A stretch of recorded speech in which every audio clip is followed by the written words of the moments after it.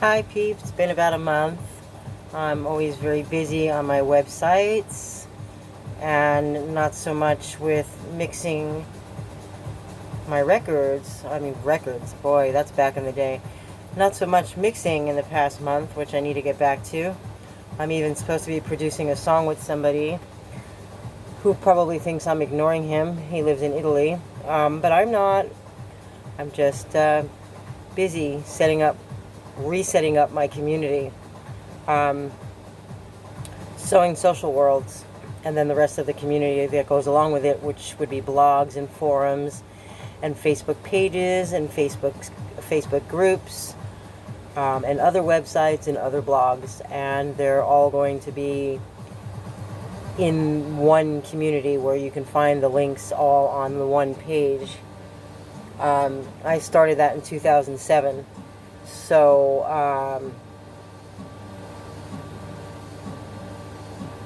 pretty much have been doing this for quite some time. As few people know, for the few people who are ever watching my videos, because I don't really advertise them, I'm going to finish this community in the next few days, and then I will be blasting out my videos. So they're kind of sucky right now, but I mean, it's me. It's just not edited, just raw me. I might try a few new things as far as editing goes, but I haven't really had time, and to be honest, I don't really care, because this is just who I am. So, as I've stated before, I have other YouTube channels. One is DJ, one is Festival, there's this one, and then there's, this one is called Random BS, because I talk about random BS. And my other one, which is supposed to be really important, is Unplug from the Matrix, Lifting the Veil. Well, I just started a Facebook page. It's called the same thing. It's not a page, actually, it's a group. And it's easier to do some things in there than it is on my website, because websites take a lot of work sometimes, depending on how creative you want to be and how complex it is. So it was easier just to do units on Facebook. So in the giving away my age, but in the 1970s early, I began as a child talking about all of this universal stuff, and to adults mostly, because kids don't listen to things like that, and I don't know that I was ever really a kid. I mean, I had a kid body, but I was quite different from everyone else. So I always would speak with adults and felt comfortable. It just kind of resonated with me. And then they can take in the information, and if they wanted to share it with their families and children, they could. I think I stated before on here that I could not have those kinds of discussions with children, because they would take them the wrong way, bring it back to their parents, and their parents would think I'm a nutball. So I kind of did it opposite, not even on purpose. Excuse me, I just happened to get along with adults because they were smarter than my age children, so, and yet still not as smart as I thought. But anyway, so in the 70s I started talking about all this universal stuff and peace, and I always knew what was going to happen now, like all the crap that's going on now, and it's kind of hard to share that stuff with people. In the 70s, it was all about the peace and love, and from the 60s. And although there may have been people who knew, I didn't know a lot of them. So having those conversations and bringing that out to people, I mean, when you're a pioneer of something, people just, unless they all fall for it, they really just think you're crazy. And I think at that time, there was Wayne Dyer. He was more into self-help books at the time. In fact, I finally found it because I took all of my books out of storage, yay. And he wrote a book at that time that my mom had, and I always remembered his name. So in the past few years, when I saw him on YouTube, I actually remembered him from back in the 70s. Anyway, and then at some point after that, I know Abraham Hicks came out with some stuff, but I didn't know of her until more recently in the past decade, and didn't actually start watching her until 2019. These were things I never really searched for on YouTube or online because I already know all of these things, so I didn't need that kind of education.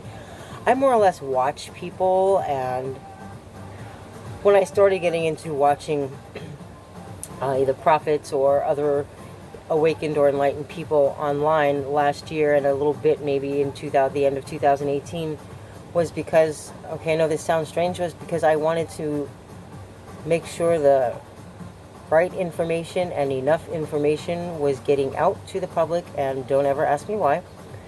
And it was kind of like what I was supposed to be doing. Obviously, that's why I did it.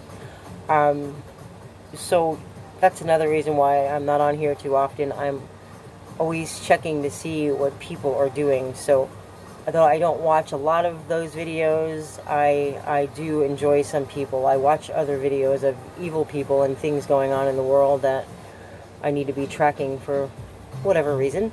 And so when I was younger, or even right before the internet was available to us, I spoke with thousands of kids in school. I don't mean younger, I mean when I got into beauty school, and then when I got older, and then I was in college, and then I got to get up to not thousands but millions of people who were hearing things from me. So, and still some of them thinking I was strange, but as you get older, it changes. People might just sit and listen and either say, oh, that's bull crap, or oh, she's strange, or hey, she's got a good point. So then around 1997, 1998, I don't know, I became Miss Philosopher online. Actually, I was the Philosopher, which I still, my old email from Juno is still the Philosopher, which I don't really ever use, and it's really slow and very full. And then a few years later, I became Miss Philosopher online, and right around 2003, I went back to college. I was going to college, and then I became pregnant with my last daughter, who's 18 years younger than her eldest sister and 13 years younger than her my middle daughter. And at that point, I was studying different things, and in 2007, I started sewing social worlds because I was interested in social worlds and how the fabric of society can be changed and how it started, and so sewing social worlds seemed to be appropriate. Anyway, in the other videos, I kept promising to make my soup, and now before my stuff goes bad, I would like to do so.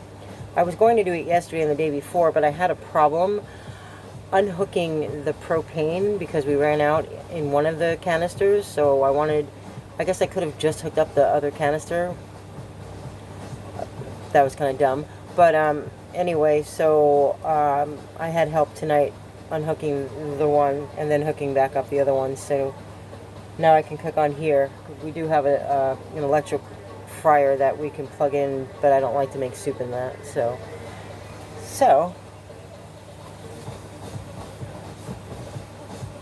we start off with water, and this is the soup I was telling you about. It's like, I call it my green soup because a lot of green food goes into it. And I'm going to have to make room in my freezer and partially in my refrigerator so it doesn't go bad so easily. Which I will do later. So it takes about 1.25 gallons, but I'll just use 1 gallon of water. And Let's turn it on. And then we'll spice it up a little bit here with just not a lot of pepper, but you have to have some in there. And cumin. Now, you might call me strange, but I've been making soup for years and years. This one probably in the past decade, because I used it to cure puppies and dogs of parvo, but also to keep us healthy. It was just awesome. It was kind of like having a bowl, and it was like a dose of good tasting medicine, and you'd feel great immediately, seriously. But before that, for years and years, my favorite thing to make was homemade chicken noodle soup when I used to eat meat. So I haven't made that in a while. Not that I consider chicken to be like any other meat, but I'm just saying. Okay, also flaxseed is healthy for you. Oh, so the strange part is that I always shake the spice 20 times, and I do that every hour. So it used to take 4 hours to make my soup, so every hour on the hour I would shake 20 times for each spice. Okay, so rosemary, and then Miriam,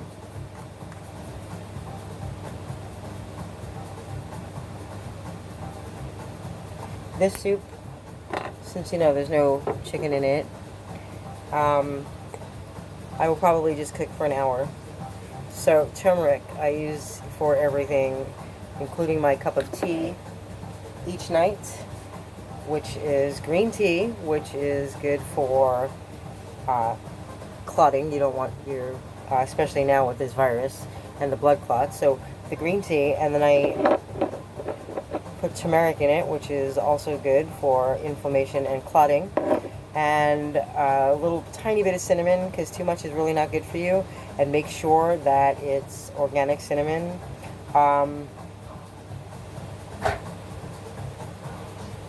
Saigon cinnamon, and it's also good for inflammation and for thinning your blood. And then I put honey in it, raw honey. This is the one I use most of the time. Miller's raw honey, raw clover honey, 100% pure, natural, unfiltered, uncooked. So I have that every single night. And then I also take 1 clove of garlic and I split it up into a couple pieces, and I eat that also, because garlic is a great healer of many things, and it also thins your blood.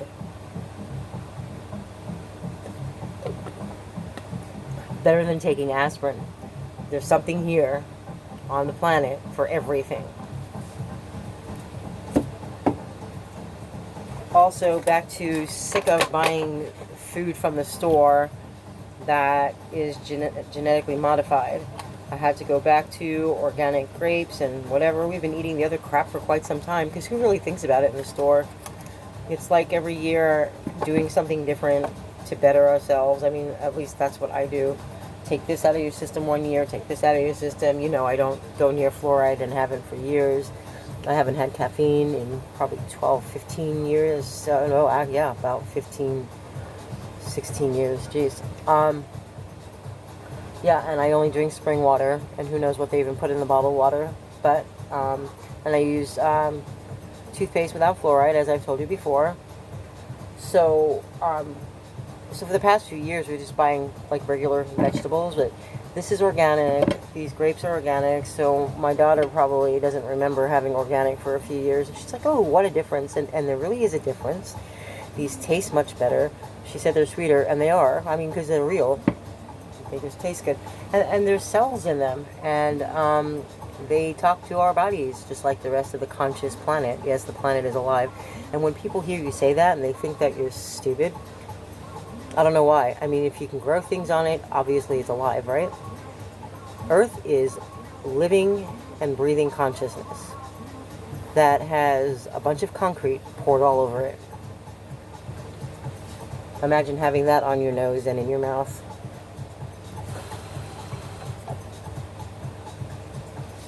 Okay. So turmeric.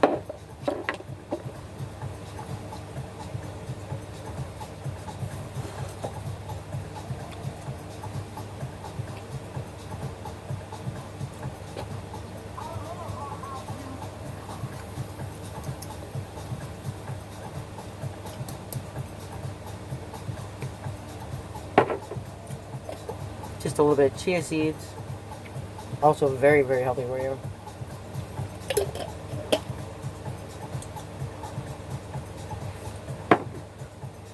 So I put the spices in first so it start getting its flavor. I use sprouts that I usually just pick up anything that says alfalfa sprouts. These are crispy clover and alfalfa. So a little different from what I usually get. But you know what sprouts look like.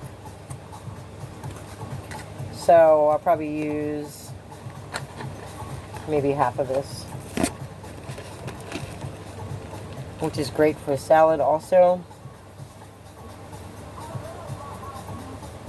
but fantastic in soup. I don't know what that light is, this coming down on top of my head. It's probably annoying and distracting, but okay. So I'm not going to use garlic powder because I like to use fresh garlic. So 1, 2, 3, 5. I'm going to use 5 cloves. Just cut them in 4.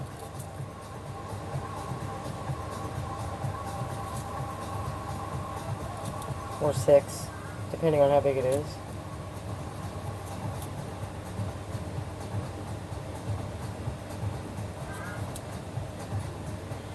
So, what do you think about all of this fighting going on? All of this division, divide and conquer? Because in unity, people can't win. They have to control you, so they have to divide you. Go ahead, go. I'll stand in front of it.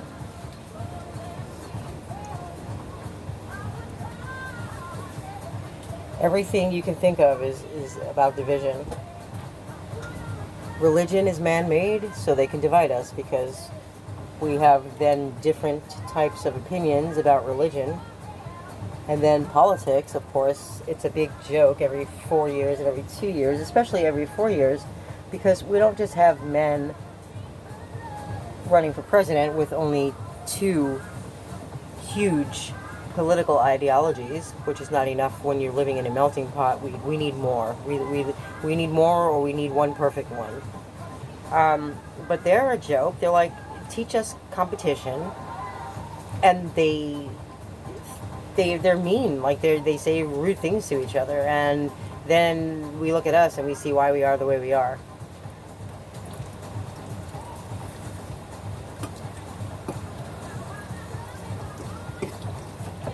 I mean, they model this type of behavior, so... Okay, I'm going to put the carrots in before onion, because I like my onion a little crispy, and carrots take longer to cook.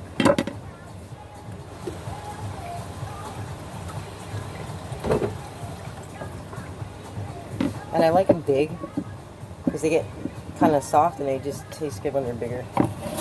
Well, I just like them when they're bigger.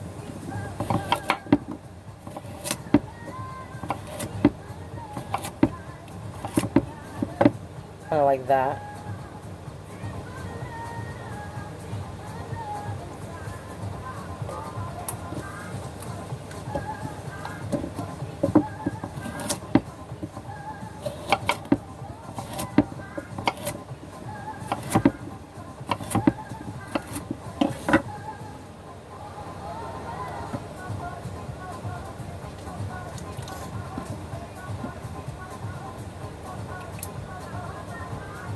Okay, so now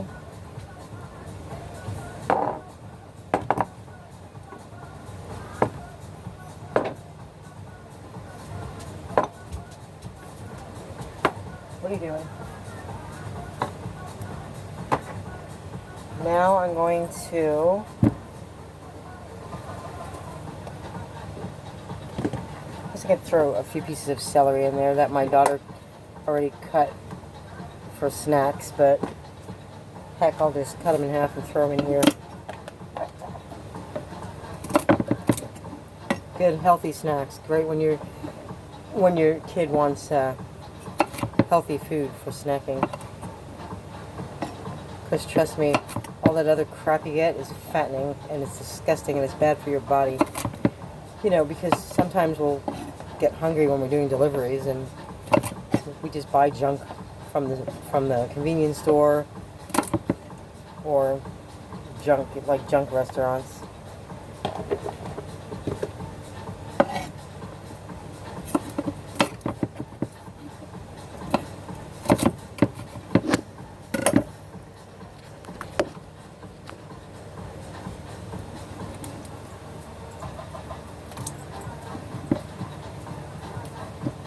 So how about the arguing about hydroxychloroquine and zinc and zithromycin, Z-Pak, that apparently people have had success with. Not just now with COVID. They used it for SARS and Fauci, who they're now calling Dr. Fauci, is now claiming that it doesn't work or that the studies are pretty much inconclusive. There's no proper data on it because the clinical trials weren't randomized. However, he did praise these drugs for SARS because they worked. But then again, I'm guessing, you know, he and Gates have this plan for this great vaccine that's going to, you know, take 5 or 6 months only in trial. And that's okay, though. But it should normally take 5 to 15 or so years for the FDA to approve a vaccine. And here we're going to have one by the end of the year. But we can't use hydroxychloroquine or even mention it.